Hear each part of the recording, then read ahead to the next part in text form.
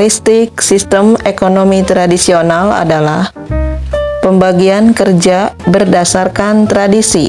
Artinya, peran dan pembagian kerja dalam kegiatan ekonomi tradisional seringkali ditentukan oleh adat dan tradisi.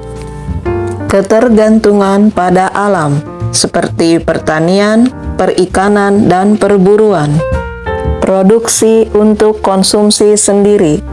Hasil produksi lebih banyak ditujukan untuk memenuhi kebutuhan rumah tangga atau komunitas, bukan untuk dijual atau diperdagangkan. Sistem barter. Transaksi dilakukan dengan sistem barter, yaitu pertukaran barang dengan barang. Hubungan sosial kuat, bersifat kekeluargaan, dengan gotong royong dan kerjasama dalam kehidupan sehari-hari. Perubahan lambat. Sistem ekonomi ini cenderung sulit berubah karena kuatnya ikatan pada tradisi dan kebiasaan. Kelebihan sistem ekonomi tradisional adalah hubungan kekeluargaan yang kuat, menempatkan nilai kekeluargaan dan gotong royong sebagai dasar kegiatan ekonomi. Melalui sistem pertukaran barter, masyarakat cenderung bertindak jujur. Rendahnya kesenjangan ekonomi, karena produksi ditujukan untuk memenuhi kebutuhan dasar, bukan untuk mencari keuntungan. Jarang terjadi kesenjangan ekonomi yang mencolok antara si kaya dan si miskin. Tidak ada eksploitasi sumber daya alam. Sistem ekonomi tradisional biasanya pemanfaatan sumber daya alam yang ada secara terbatas dan berkelanjutan. Stabilitas perekonomian.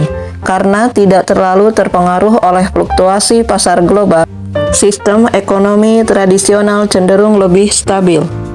Rendahnya persaingan tidak sehat. Sistem barter yang sering digunakan dalam ekonomi tradisional mendorong kejujuran dan kerjasama.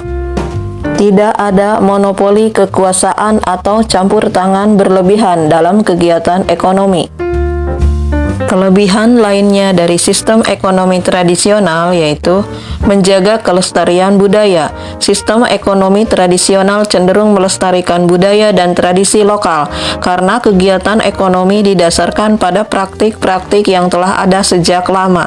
Kelemahan sistem ekonomi tradisional adalah sulit memprediksi produksi. Sistem ini sangat bergantung pada alam dan hasil alam. Perubahan cuaca dan bencana alam dapat menyebabkan gagal panen dan hilangnya pendapatan. Efektivitas kerja rendah. Tidak adanya struktur kerja yang jelas dalam menyebabkan efektivitas kerja menjadi rendah. Pertumbuhan ekonomi lambat. Karena minimnya inovasi dan ketergantungan pada tradisi, pertumbuhan ekonomi cenderung sangat lambat. Kelemahan dari sistem ekonomi tradisional lainnya adalah bergantung pada alam. Sistem ini sangat rentan terhadap perubahan lingkungan dan bencana alam. Kualitas produk rendah. Teknologi yang digunakan dalam sistem ekonomi tradisional cenderung masih sederhana. Kurang terbuka terhadap perubahan. Sistem ekonomi tradisional cenderung kurang terbuka terhadap perubahan dan inovasi. Tidak efisien dalam alokasi sumber daya. Tidak efisien dalam mengalokasikan sumber daya karena tidak adanya mekanisme pasar yang jelas. Keterbatasan akses kesehatan. Masyarakat dalam sistem ekonomi tradisional seringkali memiliki akses terbatas ke layanan kesehatan.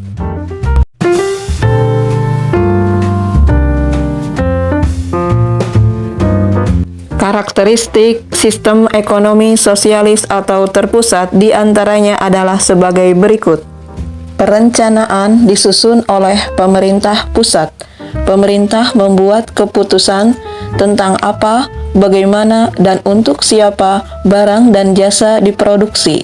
Tidak ada pasar bebas dalam sistem sosialis murni. Semua alat produksi dikuasai oleh negara.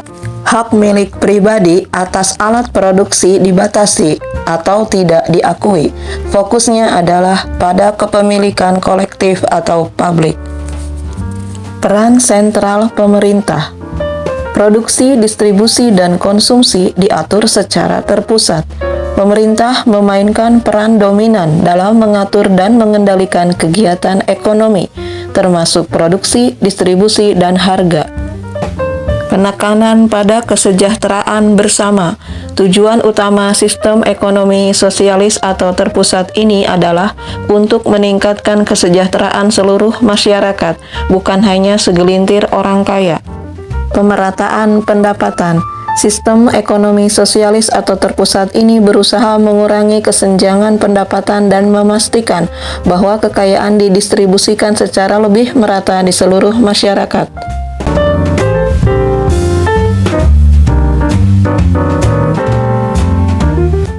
Kelebihan sistem ekonomi sosialis atau terpusat di antaranya adalah sebagai berikut. Pengawasan pemerintah. Pemerintah bertanggung jawab penuh dalam perekonomian. Pemerintah memiliki peran sentral dalam mengawasi dan mengendalikan kegiatan ekonomi yang dapat membantu mencegah eksploitasi tenaga kerja dan praktik bisnis yang tidak adil. Pemerataan kesejahteraan. Relatif tidak ada jurang pemisah antara orang kaya dan miskin. Sistem ekonomi sosialis atau terpusat berusaha untuk mendistribusikan kekayaan dan pendapatan secara lebih merata di antara seluruh anggota masyarakat, mengurangi kesenjangan antara si kaya dan si miskin. Akses merata ke sumber daya. Pemerintah dalam sistem ekonomi sosialis atau terpusat berupaya memastikan bahwa semua warga negara memiliki akses yang sama terhadap sumber daya penting seperti air, energi, dan transportasi. Stabilitas ekonomi. Pemerintah memiliki kontrol yang lebih besar dalam sistem ekonomi sosialis atau terpusat yang dapat membantu menciptakan stabilitas ekonomi yang lebih baik dan menghindari fluktuasi pasar yang ekstrim. Perlindungan sosial. Sistem ekonomi sosialis atau terpusat seringkali menekankan perlindungan sosial bagi seluruh warga negara, termasuk jaminan kesehatan, pendidikan, dan perumahan yang terjangkau. Pengentasan kemiskinan. Tujuan utama dari sistem ekonomi sosialis atau terpusat adalah untuk mengurangi kemiskinan dan memastikan bahwa semua warga negara memiliki akses ke kebutuhan dasar mereka.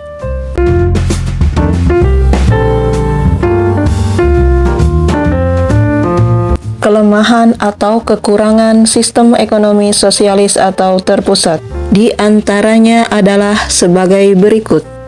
Hak milik perorangan sangat dibatasi dan rakyat kurang memiliki pilihan. Pembatasan kebebasan individu. Sistem ekonomi sosialis atau terpusat seringkali membatasi kebebasan individu dalam memilih pekerjaan, memiliki aset pribadi, atau memulai usaha. Ini dapat menghambat kreativitas dan inisiatif individu. Pertumbuhan ekonomi lambat. Sistem perencanaan terpusat seringkali kurang efisien dibandingkan dengan mekanisme pasar. Tanpa insentif keuntungan pribadi dan persaingan, inovasi dan produktivitas cenderung melambat, yang dapat menghambat pertumbuhan ekonomi secara keseluruhan. Kurangnya inovasi dan efisiensi. Individu dan perusahaan mungkin kurang termotivasi untuk berinovasi atau bekerja lebih keras jika semua hasil dikendalikan oleh negara. Kurangnya variasi produk. Karena pemerintah mengendalikan produksi, mungkin ada kurangnya variasi dalam barang dan jasa yang tersedia bagi konsumen. Ketergantungan pada pemimpin yang kuat. Dalam beberapa kasus, sistem ekonomi sosialis atau terpusat dapat bergantung pada pemimpin yang kuat untuk membuat keputusan ekonomi yang dapat mengarah pada kebijakan yang tidak populer atau tidak efektif. Potensi penyalahgunaan kekuasaan. Terlalu banyak kekuasaan di tangan negara dapat memicu korupsi dan penyalahgunaan. terutama jika ada kurangnya transparansi dan mekanisme pengawasan yang efektif. Birokrasi yang kaku dan lambat. Kontrol negara yang kuat seringkali menghasilkan birokrasi yang besar dan lambat, yang dapat memperlambat proses pengambilan keputusan dan menimbulkan inefisiensi.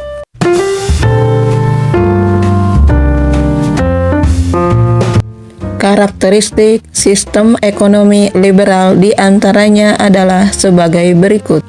Hak milik atas alat produksi di tangan perorangan. Individu atau sektor swasta memiliki dan mengendalikan alat-alat produksi, seperti tanah, modal, dan tenaga kerja.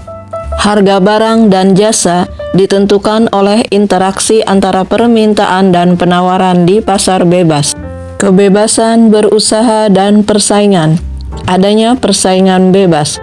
Setiap individu bebas untuk memulai usaha, bersaing, dan mencari keuntungan dalam pasar.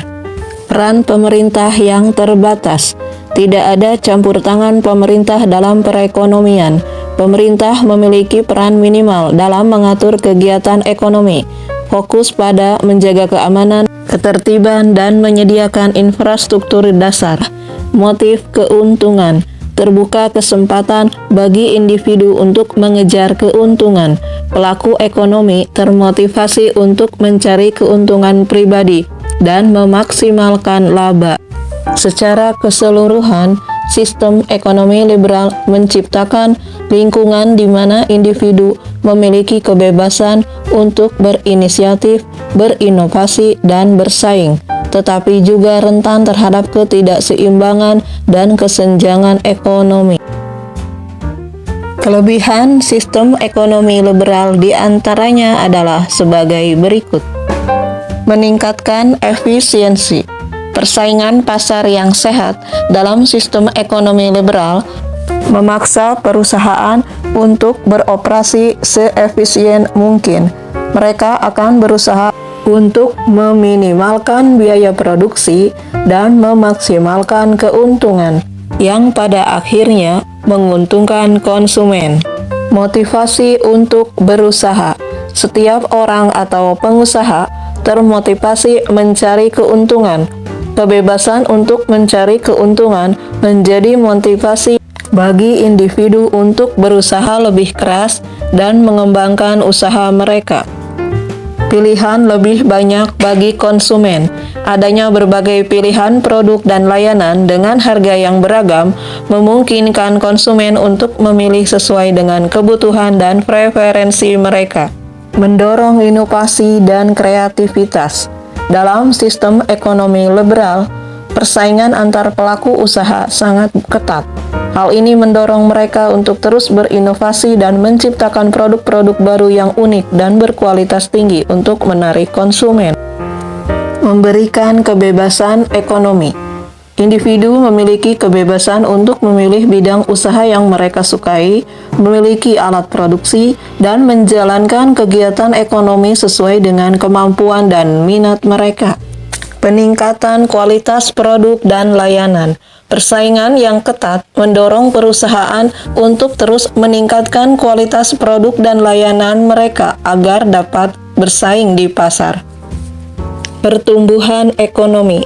Dengan adanya inovasi, efisiensi, dan kebebasan ekonomi, sistem ekonomi liberal ini cenderung mendorong pertumbuhan ekonomi yang lebih cepat. Kelemahan sistem ekonomi liberal diantaranya adalah sebagai berikut. Menimbulkan persaingan tidak sehat. Persaingan bebas bisa mengarah pada praktik monopoli, kartel, dan persaingan tidak sehat lainnya, di mana pelaku usaha kuat mendominasi pasar dan merugikan konsumen serta pelaku usaha kecil. Kesenjangan ekonomi yang meningkat. Terdapat kesenjangan kaya dan miskin. Sistem ini cenderung memperkaya mereka yang sudah memiliki modal dan sumber daya, sementara yang lain mungkin tertinggal, menciptakan kesenjangan sosial dan ekonomi. Eksploitasi sumber daya alam. Kebebasan dalam menguasai dan memanfaatkan sumber daya alam dapat mendorong eksploitasi berlebihan, menyebabkan kerusakan lingkungan dan menipisnya sumber daya alam. Ketidakstabilan pasar. Sistem ekonomi liberal ini rentan terhadap fluktuasi pasar, krisis ekonomi, dan ketidakstabilan lainnya karena minimnya regulasi dan campur tangan pemerintah. Kurangnya perlindungan sosial. Fokus pada keuntungan individu seringkali mengabaikan aspek keadilan sosial dan perlindungan bagi kelompok rentan. Dominasi perusahaan besar. Sistem ekonomi liberal ini cenderung memperkuat dominasi perusahaan besar dan korporasi yang dapat menekan pelaku usaha kecil dan menengah.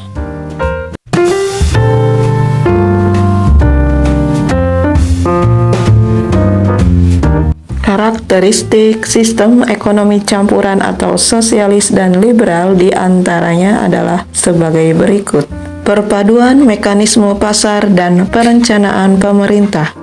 Sistem ekonomi campuran menggabungkan elemen-elemen dari sistem ekonomi pasar, di mana harga ditentukan oleh penawaran dan permintaan, dan sistem ekonomi terpusat, di mana pemerintah memiliki peran sentral dalam perencanaan dan pengalokasian sumber daya. Adanya campur tangan pemerintah dalam perekonomian. Peran pemerintah yang signifikan. Pemerintah memiliki peran penting dalam mengatur dan mengawasi kegiatan ekonomi. Ini termasuk pembuatan kebijakan, regulasi, serta kepemilikan dan pengelolaan sektor-sektor strategis yang dianggap vital bagi kepentingan nasional. Pihak swasta ikut berperan dalam kegiatan perekonomian, kebebasan berusaha sektor swasta. Sektor swasta diberikan kebebasan untuk melakukan berbagai aktivitas ekonomi seperti produksi, investasi, dan inovasi. Namun, kebebasan ini tidaklah mutlak, melainkan dibatasi oleh peraturan dan kebijakan yang ditetapkan oleh pemerintah. Persaingan usaha yang sehat. Sistem ekonomi campuran mendorong persaingan usaha yang sehat. Pemerintah berperan dalam mencegah praktik monopoli, melindungi konsumen, dan menciptakan kondisi yang adil bagi pelaku usaha. Keadilan sosial dan pemerataan. Meskipun memberikan kebebasan berusaha, sistem ekonomi campuran juga bertujuan untuk mencapai keadilan sosial dan pemerataan.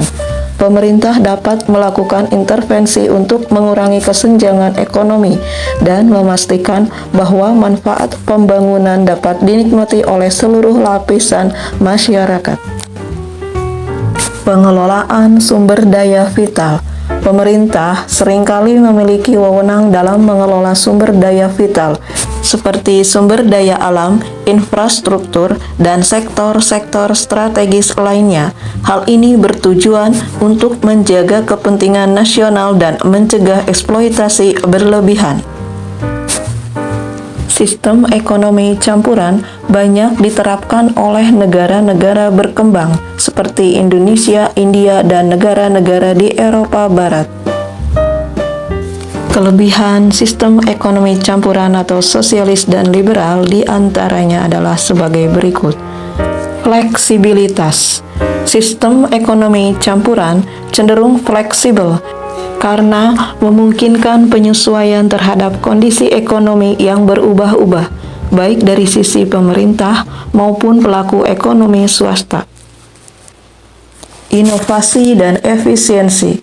Dengan adanya kebebasan berusaha, sistem ekonomi campuran ini mendorong inovasi dan peningkatan kualitas produk untuk bersaing di pasar, sementara campur tangan pemerintah memastikan persaingan tetap sehat dan adil. Fluktuasi harga dapat lebih terkendali. Kestabilan ekonomi.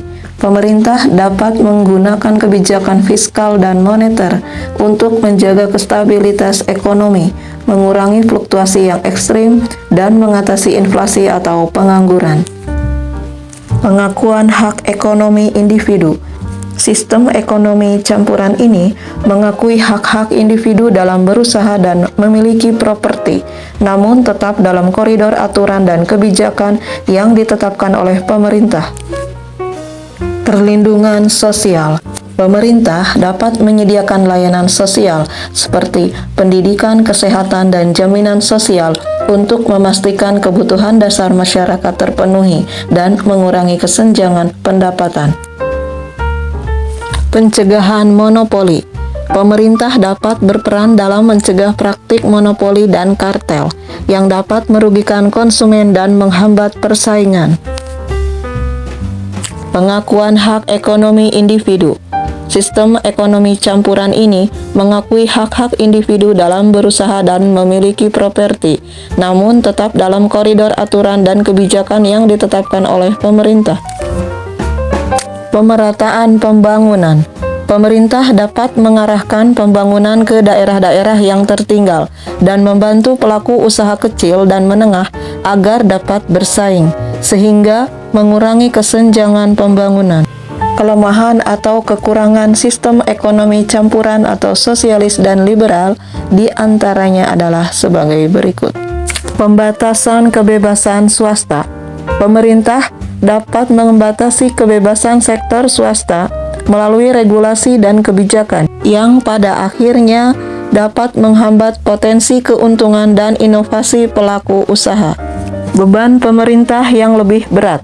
Pemerintah memiliki tanggung jawab yang lebih besar dalam mengatur dan mengawasi perekonomian, serta menyediakan berbagai layanan publik. Potensi korupsi. Adanya campur tangan pemerintah dalam kegiatan ekonomi dapat membuka peluang praktik korupsi, kolusi, dan nepotisme atau KKN. Potensi monopoli atau etatisme. Jika sektor swasta mendominasi, dapat muncul praktik monopoli. Sebaliknya, jika pemerintah yang mendominasi, dapat terjadi etatisme yang membuat negara menjadi pusat kekuasaan. Pertumbuhan ekonomi lebih lambat. Sistem ekonomi campuran cenderung memiliki pertumbuhan ekonomi yang lebih lambat dibandingkan dengan sistem ekonomi liberal karena adanya pembatasan dan intervensi. Kesulitan dalam pemerataan pendapatan. Meskipun bertujuan untuk pemerataan, realisasinya bisa jadi sulit karena adanya perbedaan kekuatan ekonomi antara sektor swasta dan pemerintah.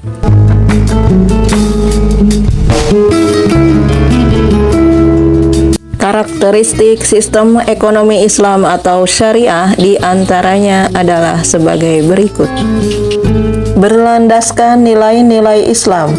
Ekonomi syariah berakar pada Al-Quran dan Sunnah, serta prinsip-prinsip moral Islam, keseimbangan rohani dan jasmani. Tujuan ekonomi syariah adalah mencapai kesejahteraan dunia dan akhirat, bukan hanya keuntungan materi. Keadilan dan keseimbangan. Prinsip keadilan ditegakkan dalam setiap transaksi, memastikan tidak ada pihak yang dirugikan. Kebebasan individu dijamin dalam Islam. Kebebasan ekonomi yang bertanggung jawab. Individu memiliki kebebasan dalam berusaha, namun tetap terikat pada aturan syariah dan etika bisnis. Negara diberi wewenang turut campur dalam perekonomian.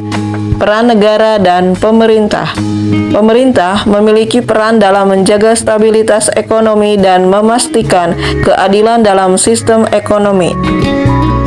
Transparansi dan akuntabilitas. Transaksi ekonomi harus dilakukan secara terbuka dan dapat dipertanggungjawabkan. Penggabungan nilai spiritual dan material. Perekonomian tidak hanya mengejar keuntungan materi, tetapi juga memperhatikan aspek spiritual dan sosial, seperti zakat, infak, dan sedekah. Larangan riba, gharar, dan masyir. Riba atau bunga, gharar atau ketidakpastian berlebihan, dan masyir atau perjudian dihindari karena dianggap tidak adil dan merugikan. Sistem bagi hasil. Transaksi ekonomi menggunakan sistem bagi hasil atau mudharabah musyarakah, dan lain-lain sebagai pengganti bunga. Orientasi pada kemaslahatan. Kegiatan ekonomi harus bertujuan untuk kebaikan bersama dan memberikan manfaat bagi masyarakat. Kelebihan sistem ekonomi Islam atau syariah di antaranya adalah sebagai berikut. Mengakui hak individu terhadap harta, mendorong keadilan. Sistem ini menekankan keadilan dalam berbagai aspek, termasuk dalam transaksi ekonomi, distribusi kekayaan, dan perlindungan terhadap hak-hak individu. Bersumber dari Wahyu. Sistem ekonomi Islam atau syariah berlandaskan pada Al-Quran dan Sunnah, bukan semata-mata pemikiran manusia. Hal ini memberikan landasan yang kuat dan nilai-nilai yang stabil. Distribusi kekayaan yang lebih adil. Sistem ekonomi Islam atau syariah ini mendorong redistribusi kekayaan melalui berbagai mekanisme seperti zakat, infak, dan larangan penimbunan harta. Tujuannya adalah untuk mengurangi kesenjangan sosial dan memastikan bahwa semua anggota masyarakat memiliki kesempatan untuk memenuhi kebutuhan dasarnya. Mencegah eksploitasi. Sistem ekonomi Islam melarang praktik-praktik yang merugikan seperti riba atau bunga, gharar atau ketidakjelasan dalam transaksi, dan maisir atau perjudian. Hal ini bertujuan untuk menciptakan lingkungan ekonomi yang lebih adil dan mencegah eksploitasi satu pihak oleh pihak lain. Keseimbangan antara dunia dan akhirat. Sistem ekonomi Islam tidak hanya berorientasi pada keuntungan duniawi, tetapi juga pada kesejahteraan spiritual dan akhirat. Hal ini tercermin dalam prinsip-prinsip seperti zakat, infak, dan larangan riba. Menciptakan stabilitas ekonomi. Dengan menekankan pada keadilan, keseimbangan, dan kerjasama, sistem ekonomi Islam diharapkan dapat menciptakan stabilitas ekonomi yang lebih baik dan berkelanjutan. Kelemahan atau kekurangan sistem ekonomi Islam atau syariah di antaranya adalah sebagai berikut. Lambatnya perkembangan literatur ekonomi Islam. Perkembangan literatur terbatas. Perkembangan literatur ekonomi Islam yang menggunakan bahasa Arab masih lambat. Hal ini menyebabkan kurangnya pemahaman dan adopsi sistem ini oleh masyarakat luas yang lebih familiar dengan literatur ekonomi konvensional. Tidak ada representasi ideal negara yang menggunakan sistem ekonomi Islam. Belum ada contoh negara ideal. Meskipun beberapa negara telah mengadopsi sistem ekonomi Islam, belum ada contoh negara yang berhasil menerapkannya secara penuh dan profesional. Hal ini membuat negara lain masih ragu-ragu dalam mengadopsi sistem ini. Praktik ekonomi konvensional lebih dulu dikenal. Dominasi ekonomi konvensional. Sistem ekonomi konvensional sudah lebih dulu dikenal dan diterapkan dalam berbagai aspek kehidupan masyarakat. Hal ini membuat sistem ekonomi Islam menjadi tantangan tersendiri untuk diadopsi dan diterapkan dalam skala luas. Hambatan inovasi. Beberapa larangan dalam sistem ekonomi Islam, seperti larangan beberapa praktik keuangan konvensional, dapat menghambat inovasi. Kritik sering muncul bahwa sistem ini kurang adaptif terhadap perkembangan zaman dan teknologi. Pengetahuan sejarah pemikiran ekonomi Islam kurang. Potensi ketidakpastian hukum. Interpretasi yang berbeda-beda mengenai prinsip-prinsip syariah dapat menciptakan ketidakpastian dalam transaksi bisnis. Hal ini dapat menghambat pelaku ekonomi yang membutuhkan kejelasan hukum yang pasti. Kurang fleksibel.